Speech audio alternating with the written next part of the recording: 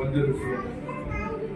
நம்முடைய பாவங்களை அறிக்கை செய்து நம்ம ஒப்பு கொடுக்கிற நேரமாக இருக்கிறது. இந்த பாவங்களை மன்னிங்க, பரிசுத்தப்படுத்துவது சுவாமி. பிதாவே, நீர் நல்லவர் சுவாமி. நேரம் நம்மளுடைய பாவங்கள் அறிக்கை செய்வதா விட்டுவிடும். விசுவாசத்தில் அறிக்கை செய்ய ஒரு சிலருக்கு செய்த தப்பான காரியம்